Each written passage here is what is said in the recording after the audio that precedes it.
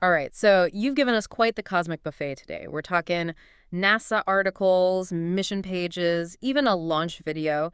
It seems like you're really ready for a deep dive into SPHEREx and PUNCH, two missions that blasted off together on March 11th, 2025. Yeah, it's quite a pairing, isn't it? It is. It's like they handpicked these missions to launch together, you know? We've got SPHEREx, which is this incredible space telescope.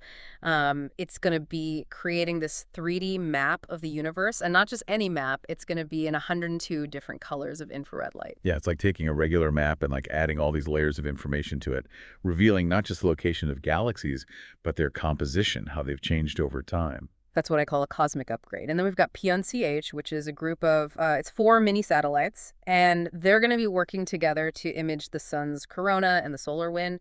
Think of it like a live 3D weather map, but for the sun. It's about understanding the dynamics of our closest star and how its activity affects us here on Earth. Exactly.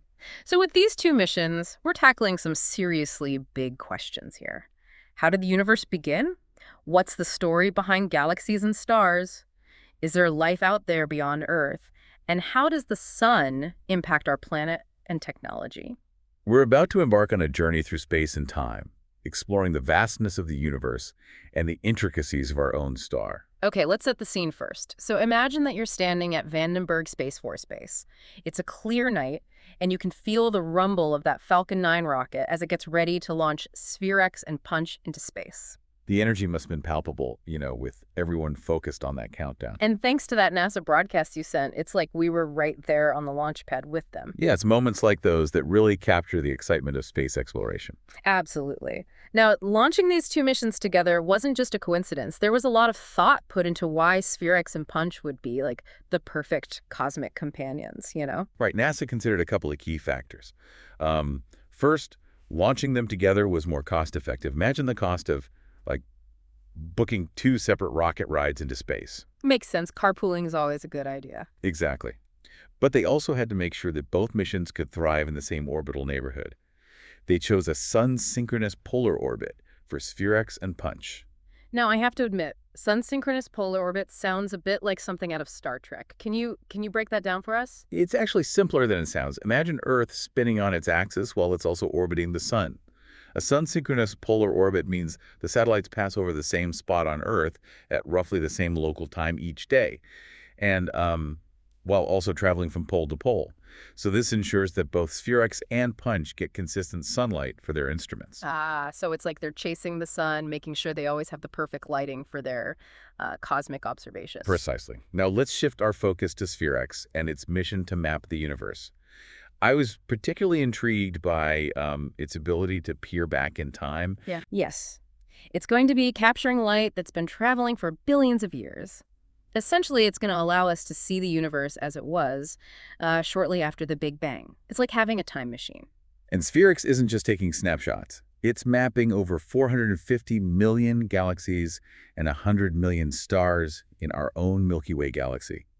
By analyzing the light from these objects, scientists can determine their distances, their compositions, and how they've evolved over time. So we're not just seeing where things are, we're understanding their stories, how they formed and changed over billions of years. Exactly. It's about piecing together the history of the universe itself, from those early moments after the Big Bang to the magnificent structures we see today. And here's what I find particularly fascinating.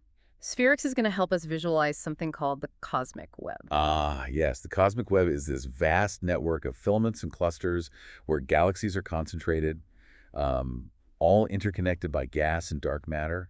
Imagine it like a giant cosmic spider web stretching across the universe. Okay, I'm starting to get the picture here. It's this intricate, interconnected structure that kind of holds the universe together. But how will SPHEREx help us see it? Well, SPHEREx is going to map the distribution of matter, including that mysterious dark matter, across this cosmic web. By understanding its structure and how it's evolved over time, we can get a better grasp on the fundamental forces shaping the universe. It's like having a 3D blueprint of the cosmos. So SPHEREx is like a cosmic archaeologist uncovering the hidden structures and history of the universe. That's a great way to put it. But it's not just about the big picture. SPHEREx is also looking for the building blocks of life. Oh, right. It's searching for water ice and other elements essential for life, as we know it. It's like searching for the cosmic recipe for planets like Earth. Exactly. By studying these ingredients and where they're found, we can learn about the conditions necessary for habitable planets to form. We might even find clues about the possibility of life elsewhere in the universe. Okay, SPHERex is officially blowing my mind, but can we talk about its design for a minute? The launch video showed these like cones being attached to the telescope. Ah, yes. Those cones are crucial to SphereX's mission. They might look a bit odd, but they serve a very important purpose. I was wondering about that. It kind of looks like a dog wearing a cone of shame. What's the story behind those? It's all about temperature control. To detect those faint infrared signals coming from the distant universe, SphereX needs to be kept incredibly cold. We're talking negative 350 degrees Fahrenheit. Wow, that's colder than anything I've ever experienced, but why so cold? Well, infrared light is basically heat radiation. If SphereX itself were warm, its own heat would overwhelm the faint signals it's trying to detect. Those cones act as shields, protecting the telescope from the heat and light of the sun and Earth, allowing it to stay super cool and sensitive to those distant whispers from the early universe. So it's like a giant cosmic thermos, keeping SphereX at the perfect temperature for its delicate observations. That's a great analogy. But what's even more remarkable is how SphereX achieves this incredible feat of cooling. It doesn't rely on refrigerators or complex cryogenic systems. It uses the coldness of space itself. Wait, passively cooling? What does that even mean? Think of it like this. Have you ever noticed how your car windshield gets frosty on a clear night? It's because the heat radiates away into the atmosphere. SphereX uses a similar principle, but instead of radiating heat into the atmosphere, it radiates it into the vast emptiness of space. So it's like using the universe itself as a giant refrigerator. That's incredible. It really is a testament to the ingenuity of the engineers who designed SphereX. But enough about the distant universe for now. Are you ready to shift our focus a little closer to home, to our own star? Absolutely. Let's dive into Punch and learn about its mission to study the sun. I think you'll find it just as captivating as SphereX, though, on a completely different scale. Well, you've got my attention. I'm ready to learn all about Punch and why it's so important. Welcome back to our cosmic journey. As we're talking about SPHERex and Punch, they're out there right now, traveling through space, gathering data. It's amazing to think about. Yeah, it really highlights how far we've come in terms of space exploration. These missions are really pushing the boundaries of what we know about the universe and Yeah. our place in it. Absolutely. And speaking of boundaries, I keep thinking about that launch and how these two missions were chosen to ride together. You mentioned cost effectiveness and the shared orbit, but was there anything else that made this pairing so strategic? Yeah, it's actually a fascinating process. NASA's Launch Services Program takes a very comprehensive approach to matching missions with rockets. So they're like cosmic matchmakers. Exactly. They consider a wide range of factors, including the specific requirements of each mission, the capabilities of the launch vehicle, and even the potential for scientific synergy between missions. Synergy. So the missions might actually complement each other in some way. Precisely. And in the case of SphereX and Punch, they found that launching them together not only maximized their budget, but also got both missions into the perfect orbit to achieve their scientific goals. It was a win-win situation. It's incredible how much planning and coordination goes into these missions before they even leave the ground. Absolutely. Now let's revisit SphereX for a moment. We talked about its ability to create this incredible map of the universe, but I think it's worth digging a little deeper into those 102 colors of infrared light it's going to be observing. Okay, I'm ready for another layer of cosmic understanding. Explain it to me like I'm back in science class, but way more excited about it. Well, imagine you're looking at a rainbow. Each color has a different wavelength, right? Infrared light is similar, but its wavelengths are longer than those of visible light. So it's like a hidden rainbow that we can't see with our naked eyes. Exactly. And what's fascinating is that each of these infrared wavelengths interacts with matter in a slightly different way by observing an object in multiple infrared colors.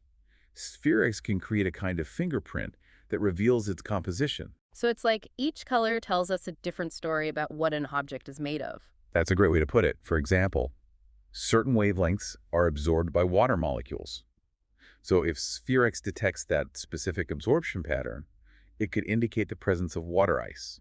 in distant clouds of gas and dust where stars and planets are born. That's incredible. It's like we're learning to read the language of the universe, decoding the secrets hidden within starlight. And remember we talked about SPHEREx's ability to look back in time. It can use those same infrared fingerprints to study the very early universe. Okay, but how can we actually see something that happened billions of years ago? I know it has something to do with the speed of light, but it still boggles my mind. It's a mind-bending concept. Yeah. But think about it this way. Light takes time to travel. The farther away an object is, the longer it takes for its light to reach us. So the light from distant galaxies is like a time capsule carrying information about what the universe was like billions of years ago when that light first set out on its journey. Exactly. By observing a light SPHEREx is essentially seeing those galaxies as they were in the distant past.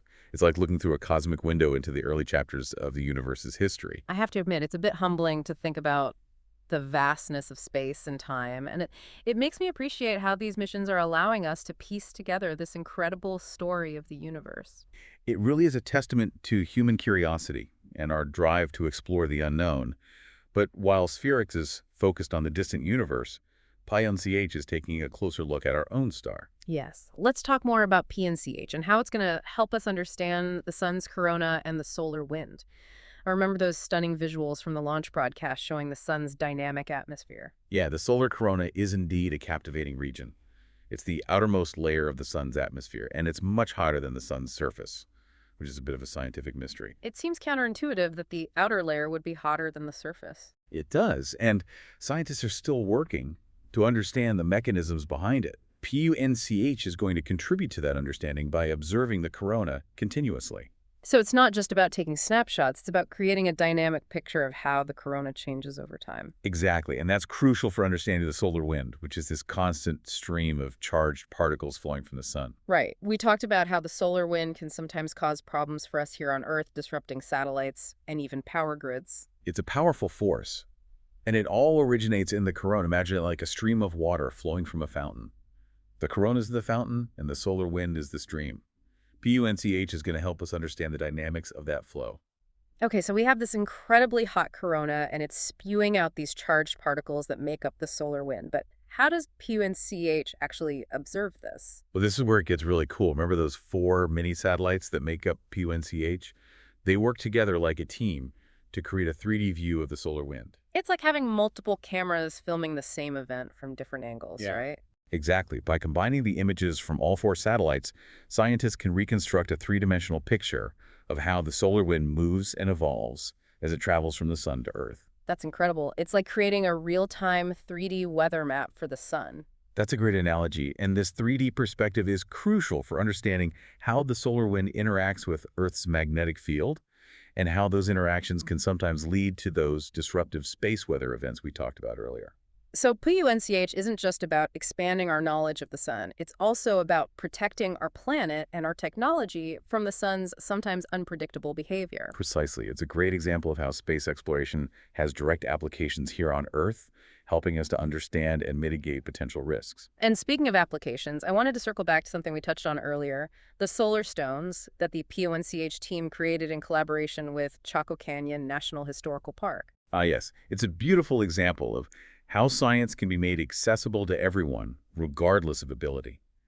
Those tactile stones based on ancient petroglyphs, thought to depict a solar eclipse, allow people with visual impairments to experience the excitement of the PUNCH mission. It's a powerful reminder that space exploration belongs to all of humanity, and it's a journey we can all share in.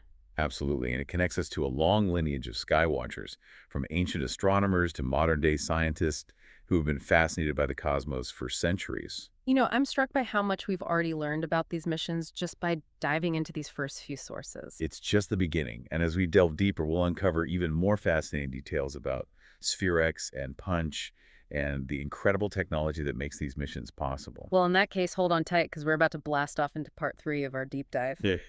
Okay, so we've journeyed to the edges of the universe with SPHEREx and taken a close look at our own sun with PNCH, but now I'm ready to, geek out a little about the technology that makes these missions possible. Yeah, I'm with you on that. The engineering behind these missions is just as mind-blowing as the science itself. Totally. Let's start with SPHEREx and that incredible passive cooling system, It's able to keep the telescope at negative 350 degrees Fahrenheit using nothing but the coldness of space.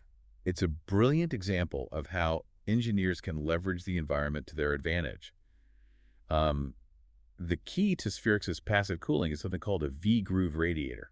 V-groove radiator, that sounds pretty technical. It is, but the concept is actually quite simple. Imagine a series of grooves etched into the surface of the telescope. These grooves are precisely angled to maximize the amount of heat that radiates away from the telescope and out into space. So it's like those grooves are acting as tiny escape routes for the heat?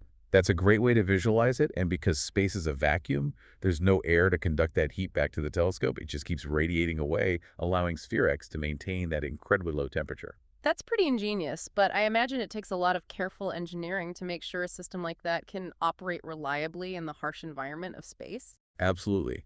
You have to account for things like the extreme temperature swings, the constant bombardment of radiation, and the vibrations of launch. Remember those tests we saw in the launch video, like the thermal vacuum chamber and the shock test? Yes, it looked like they were really putting SPHEREx through the ringer. Those tests are crucial. They simulate the conditions of space to make sure that all the components can withstand the journey and operate flawlessly once they're out there. It makes you appreciate the dedication and precision of the engineers who design and build these incredible machines. Absolutely. And speaking of engineering challenges, let's shift our focus to CH and its unique constellation of 4 mini satellites. Right. I'm still amazed that they can coordinate 4 separate spacecraft to create those 3D images of the solar wind. It's a remarkable feat of engineering and coordination. Mm. Each of those CH satellites needs to communicate with each other and with ground stations here on Earth, all while maintaining precise positioning to ensure that their images can be combined to create that three-dimensional view. It's like a carefully choreographed dance with each satellite playing its part perfectly. Exactly. And the miniaturization of technology has played a key role in making P1CH possible.